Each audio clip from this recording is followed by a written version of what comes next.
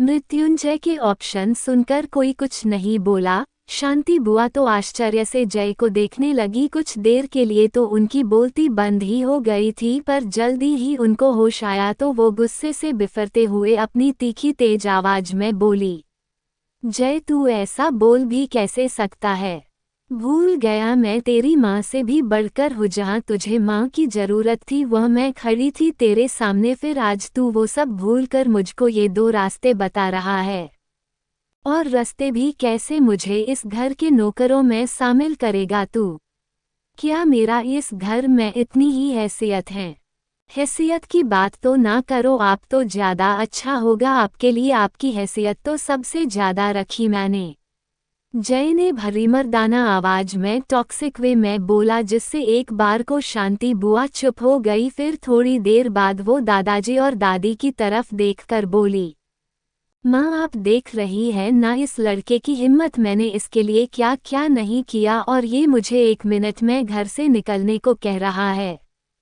वो कम से कम इतनी कम सजा दे रहा है, वो काम नहीं है। शांति वना तुमने जो जय के साथ किया है, उसके बचपन से खिलवाड़ किया, उसके दिमाग में जो जहर भरने का काम किया और उससे भी पेट नहीं भार, तो तेरे बेटे को तूने हथियार बनाया जय के लिए और जय उसके लिए अपनी जान देने को तैयार था। तुम दोनों माँ बेटे ने वहाँ भी जय के साथ खेला और उसके बाद दूसरा गेम खेला तूने इस बच्ची के साथ, आद्या के साथ किए कि जय जो सजा दे रहा है वो मेरे हिसाब से तो फिर भी काम है, वरना तेरे कर्मों को देखकर तो तुझे अभी के अभी धक्के देके घर से निकाल देना चाहिए।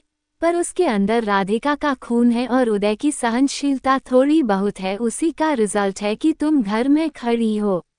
अब जो जय ने कहा है वो करो, और अगर नहीं कर सकती तो निकल जाओ घर से, दादी ने पूरे गुस्से में कहा।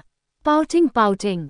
अब शांति को अपना बचाव करता हुआ कोई नहीं दिखा। वो बेबसी से आंखें नीचे करके वही पास में पड़े सोफे पे बैठने को हुई कि मृत्युंजय जोर से चिल्लाकर बोला, ये आपके बैठने की जगह नहीं है, वहाँ सामने कार्पेट बिछी है, वहाँ जाकर बैठो।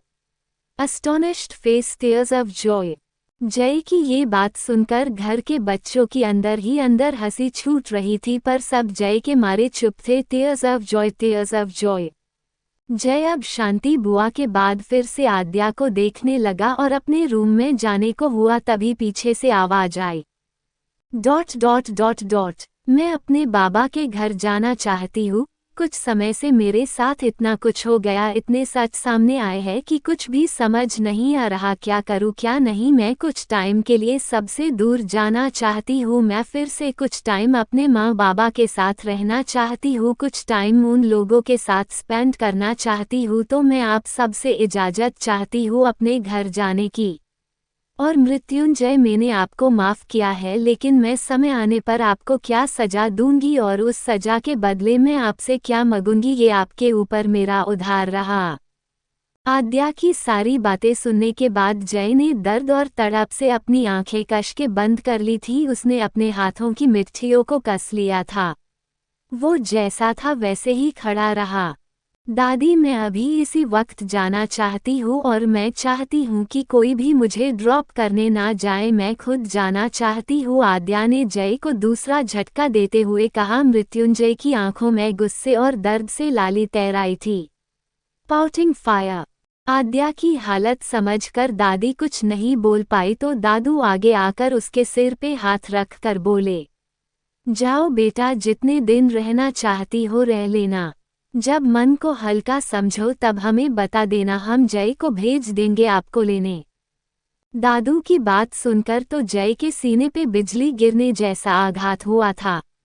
मृत्युंजय को कुछ सोचकर बिना पलटे अपने रूम की ओर बढ़ने लगा, तभी आद्या सर्वेंट से बोली, मधु जाइए मेरे सामान ले आइए, मेरे रूम में से मैंने बैग आने से पहले ही रेडी कर दिया था, आप जाकर मेरा बैग नीचे ले आओ।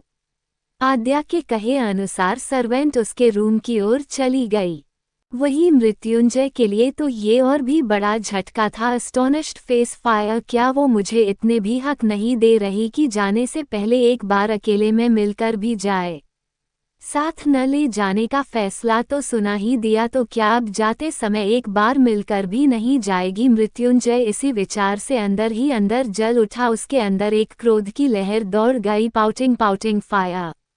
वो गुस्से से अपने दांत पीसने लगा। वो मन ही मन इतना गुस्सा हो गया कि सामने कोई आ जाता तो आज उसकी खैर नहीं थी।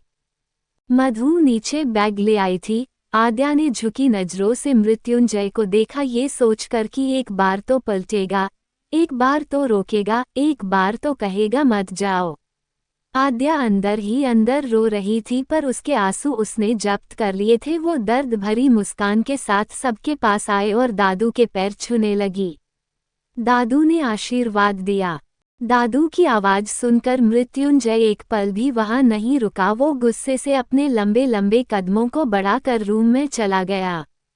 आद्या ने बारी बारी से सबका आशीर्वाद लिया। उसके बाद वो नम आंखों से सबको देखने लगी। दादी उसके पास आकर बोली, बेटा जल्दी आना, जो सजा जय को देकर जा रही हो उम्मीद करते हैं जल्दी ही खत्म हो। आद्या मुस्कुराकर सबके पास गई। फिर एक एक करके वो पुलकित, शिवाय और कनक के पास गई और सबने भारी मन से आद्या को गले लगाया। आद्या जैसे ही मुदीता के पास आई, मुदीता अपनी रुलाई रोक ना सकी। वो आद्या के गले लगकर रोते हुए बोली, भाभी प्लीज आप ज्यादा दिन दूर मत रहना हम सबसे, और भाई से ज्यादा दिन दूर मत रहना, वो आपके बिना नहीं रह पाएंगे। और सबसे बड़ी बात, मैं तो अपना मन सबके बिक लगा लेती पर भाई किसी से अपने मन की बात शेयर नहीं करते। पर आपके आने के बाद चीजें काफी बदली है भाभी, तो प्लीज ज्यादा दिन नहीं। आद्या मुस्कुराकर गर्दन हिलाकर हाँ कर देती है और सबसे विदा लेके वो गाड़ी में बैठ अपने घर की ओर चल दी। रास्ते में आद्या के आंसू ना चाहते हुए भी निकल आए। वो मन ही मन बोली, क्या जय इतने नाराज हुए कि पीछे मुड़कर भी नहीं देखा, एक बार भी नहीं बोले कहीं नहीं जा रही तुम? क्या तुमको हर चीज बतानी पड़ती है? क्यों तुम मन की बात नहीं समझे? सोचते सोचते आद्या की आंखें पनीली हो गई। इधर जय गुस्से में सामान इधर उधर फेंकने लगा। वो गुस्से में बोला, तो ये सजा तय की है मेरे लिए? एक बार भी एहसास नहीं होने दिया कि तुम्हारे दिमाग में चल क्या रहा है। रूम में मेरे सामने ही सजा तय करके गई थी ताकि दोबारा मुझसे सामना न करना पड़े। Fire pouting. इतना भी हक नहीं दिया कि एक बार छोड़ने तक का हक छीन लिया। Pouting pouting pouting fire fire. कोई बात नहीं, मैं भी अब तब तक तुम्हारे आगे नहीं आऊंगा जब तक तुमको खुद को नहीं लगेगा कि मेरी सजा खत्म हुई कि नहीं। मुझसे दूर भी अपनी मर्जी से गई हूं तो पास भी अपनी मर्जी से आओगी। जय गुस्से में खुद से बोलकर वहां से निकल गया। Pouting pouting. आद्या को राठौर हाउस से गए हुए आज पूरे 10 दिन हो गए थे। इन 10 दिनों में एक बार भी जय ने आगे से आद्या को फोन नहीं किया, ना ही उससे मिलने की कोशिश की। दूसरी तरफ आद्या वो आ तो गई थी चैन ढूंढने, लेकिन जय से जुदा होकर ही उसे असली फीलिंग्स समझ आई थी। वो सारे काम कर रही थी पर उसका मन तो जय में ही अटका हुआ था। उसको रह रह कर जय की याद आती थी पर वो जय के फोन का वेट कर रही थी। आद्या कॉलेज जाती लेकिन वहाँ भी उसका पढ़ाई में मन नहीं लगता। उसको तो अपने प्रोफेसर में भी जय ही नजर आता था। उसको खुद समझ नहीं आ रहा था आखिर उसके साथ ये सब क्यों हो रहा है। उसको कई बार स्वाति ने समझाया कि एक बार बात कर ले जीजू से, जब बेवकूफ़ी कर ही दी है तो एक बार उनको बोल दे सॉरी और बुला ले अपने पास। मेरा यकीन है सर सब कुछ छोड़ छाड़ के तुझे लेने आ जाएंगे। आद्या कई बार फोन हाथ में ले लेती पर फोन लगाने की हिम्मत न होती। Pensive face. दूसरी तरफ जिस दिन से आद्या घर से गई थी और जय का सच सामने आया था और साथ में मयंक के कारनामे सामने आए, उस दिन के बाद सभी आद्या को बहुत मिस करते थे पर जय के डर के चलते कोई कुछ कहता नहीं था। और शांति बुआ की हालत सच में घर के नौकरों से भी गिरी हुई हो गई थी। मृत्युंजय ने सख्त आदेश दिया था सभी सर्वेंट को कि अगर किसी ने भी शांति बुआ की हेल्प की तो उसी टाइम उसको नौकरी से निकल दिया जाएगा। शांति बुआ बेचारी पूरे घर की सबसे पहले उठकर क्लीनिंग करती, फिर सबके लिए नाश्ता बनाती, सब घर के काम करती। वो काम करते करते कई बार रोने लगती, पर कोई भी उस पर दया नहीं दिखाता। शांति बुआ आज सुबह से ही परेशान थी, क्योंकि इन 10 दिनों में उनको पहचाना मुश्किल हो गया था कि ये घर की मेंबर है या सच में कोई सर्वेंट। सुबह उठने से लेके रात को सोने तक सारा काम करती। आज शाम को उन्होंने खाना बनाया जिसमें सारी सब्जियों में नमक ज्यादा हो गया था, जिसको पहले निवाले के साथ चखते ही माया चाची बोली, क्या दीदी ये कोई खाना है? लग रहा है कैसे जानवरों का खाना बनाया हो और ऊपर से नमक ऐसे मिलाया है जैसे नमक डालकर ही हम सबको मार देना चाहती हूँ। माया चाची की बात सुनकर शांति जी जो देखने से ही बेचारी लग रही थी, वो आश्चर्य से आंखें बड़ी करके बोली, माया भाभी आप? अस्टोनिश्ड फेस। शांति जी ने इतना ही कहा कि माया बीच में बोल पड़ी, क्या माया भाभी, जब इतना गंदा खाना बनेगा तो कोई भी बोलेगा स्मर्क। और अब जाकर जाए और वापस से खाना बनाए, क्योंकि जय को पता चल गया तो याद है ना, आपकी सजा दुगनी हो जाएगी। अस्टोनिश्ड फेस। माया की बात सुनकर मीरा जी बोली, माया हद पार मत करो, माना कि जय ने दीदी को सजा दी है इसलिए हम सब चुप है, लेकिन इसका मतलब ये नहीं कि तुम ये भूल जाओ कि तुमने दीदी को सच में घर के सर्वेंट की तरह ट्रीट किया। मत भूलो, दीदी भी इस घर की बेटी हैं। एक सजा की वजह से उनका ओहदा बदल नहीं जाएगा। पाउटिंग माया भौहें आपस में मिलाकर व्यंग्य से बोली, और मत भूलो भाभी की दीदी को ये सजा आपकी लाडली बहू को खुश करने के लिए ही जय ने दी है दीदी को, और जय को भी सजा दे गई वो लड़की। देखा नहीं आपने, जिस दिन से गई है उस दिन से जय एक दिन टाइम से ऑफिस से नहीं आया है, और जाते जाते भी उसने जय को मुड़कर नहीं देखा। कितनी घमंडी है वो लड़की। Pouting smirk. पता नहीं क्यों जय ने उसको सिर बिठा लिया और उसको हमारी मेहनत से कमाई प्रॉपर्टी का आधा हिस्सा भी दे दिया, तो महारानी अपने आप को मालकिन समझकर ही तो ये सब कर रही थी। Pouting astonished face smirk. Maya की बात पे दादी और दादू के सब्र का बांध टूट गया। वो दोनों चिल्लाकर बोले, माया बहू अपनी हद में रहो, मत भूलो वो भी आपकी तरह इस घर की बहू है, और वो भी बड़ी बहू। पाउटिंग तो आगे से उसके बारे में अनाप शनाप बोलने से पहले सोच लेना, नहीं तो शांति को दी हुई सजा कब तुम्हारी सजा बन जाएगी इसका पता भी नहीं चलेगा। दादी दादू गुस्से में वहां से चले गए थे। घर के हालात काफी बदल चुके थे। सब आद्या को बहुत मिस कर रहे थे, पर जय के डर से कोई कुछ बोल नहीं रहा था। सारे बच्चे मिलकर दादी और दादू के पास गए और बोले, दादू भाभी को गए काफी दिन हो गए हैं। भाभी जय भैया से इस जबरदस्ती के बंधन में बंद कराई थी तो उन्होंने बेशक भैया से नाराजगी दिखाई हो, लेकिन भाभी ने हम सबको अपने भाई बहन की तरह प्यार दिया और हमेशा हमको भैया की डांट से बचाया। आज जब वो बिना किसी को कुछ बोले, किसी को भी अपने मन की बताए बिना घर से चली गईं तो बहुत बुरा लगा। अब बहुत हो गया दादी, अब प्लीज दादू कुछ करो ताकि भैया भाभी को वापस ले आए, उनके आने के बाद ही सब ठीक लगेगा। मुदीता ने बेचारगी से कहा तो दादी प्यार से बोली, लाना तो सभी चाहते हैं बेटा, हमारा भी बहुत मन है कि हमारी बहू हमारे घर की लक्ष्मी वापस आ जाए, पर बेटा जब तक जय खुद नहीं लेके आएगा वो नहीं आएगी। और बेटा किसी भी शादीशुदा लड़की के लिए ये बहुत बड़ी बात होती है, जिससे वो प्यार करती है, जिसको वो अपना कहनी, जिसके नाम का सिंदूर लगाती है, वो उससे उम्मीद करती है कि वो भी उसे उसी तरह प्यार करे जैसे वो करती है। तो जय के ऊपर ही है, वो चाहेगा आद्या तभी आएगी। तो दादी भैया उनका तो आपको पता है ना, जानते हैं, पर अब जो करेगा जय करेगा। दादी की बात पे सब चुप हो गए थे। Pensive face. जय को कहेगा कौन, क्योंकि वो तो आजकल काम में बिजी हो गया है, या फिर बिजी होने के नाम पे आद्या से नाराजगी जताई जा रही है। दादी की बात पे कोई कुछ न बोला। कुछ देर रुककर कनक उत्साहित होते हुए बोली, दादी मेरे पास एक आइडिया है जिससे भैया भाभी को लाने के लिए मान जाएंगे।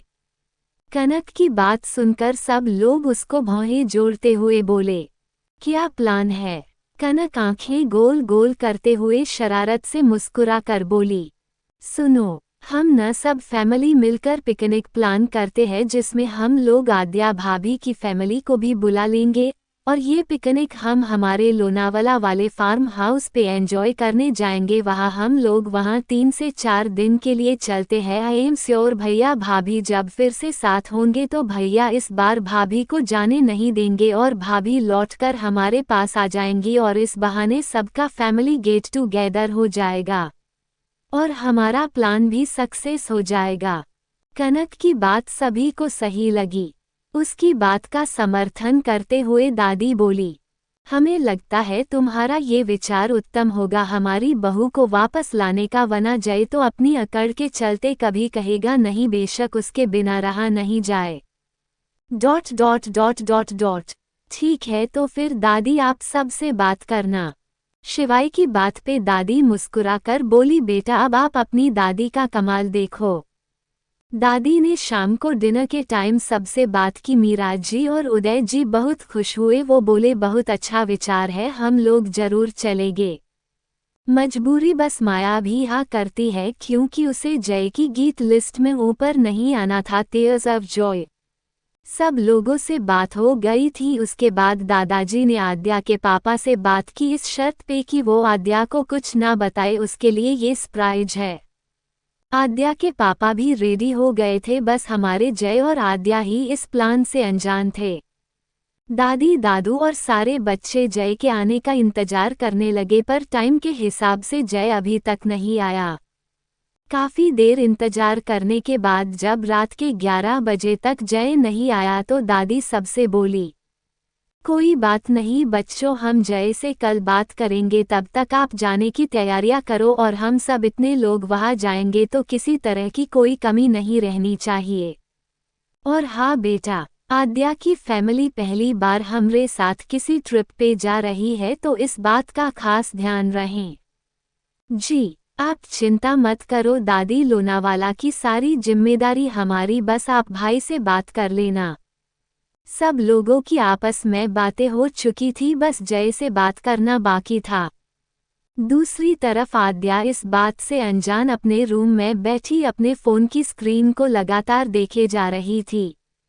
वो जय से बात करना चाह रही थी पर बार बार अपनी अंगुलियां रोक लेती। वो ये बिल्कुल नहीं कह रही कि उसे जय की याद नहीं आ रही, पर वो जय से उम्मीद लगाकर बैठी थी कि वो पहल करे और अपनी तरफ से बातें शुरू करें।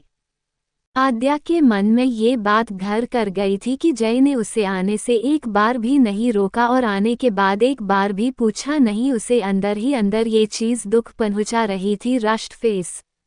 हालांकि आद्या ने अपने घर वालों को कुछ भी नहीं बताया अपने आने का रीजन, बस शादी के बाद रुकी नहीं थी इतने दिन इसलिए रुकने आ गई थी। सभी को इस बात से कोई डाउट भी नहीं हुआ, वैसे भी आद्या का कॉलेज जाना फिर आकर स्टडी में लग जाना। किसी को एक बार भी नहीं लगा कि आद्या मृत्युंजय के बीच क्या चल रहा है। 10 दिन से दोनों के बीच बात नहीं हुई। वो तड़प रही थी जय से बात करने को, पर इस बार उसका अहम उसके आगे आ गया कि कुछ तो पहल करे वो। आद्या फोन की स्क्रीन देखते देखते ही सो गई थी। जय का भी यही हाल था। वो रात के 1 बजे के आसपास घर आया, तब तक सब सो चुके थे। अपने रूम में आते ही मृत्युंजय को आद्या की कमी खलती थी, इसलिए ज्यादातर वो ऑफिस नहीं बिजी रहता था। रूम के हर कोने से उसे आद्या होने का आभास होता था। जय ने गुस्से से अपनी टाई खोली और गले से निकालकर दूर फेंक दी। जय शावर लेने वॉशरूम गया और कुछ देर शावर के नीचे खड़ा रहने के बाद कमर से तौलिया लपेटे बाहर आया और अपनी नाइट ड्रेस पहनकर बालकनी नई में आ गया। वो आसमान की ओर देखते हुए खुद के फोन को देखता है, फिर आद्या के नंबर को देखता है बिना ये देखे कि टाइम क्या हुआ। वो नंबर डायल करने के लिए निकाल लेता है। आगे का भाग नेक्स्ट वीडियो में, तो आगे का भाग देखने के लिए सब्सक्राइब जरूर करें चैनल।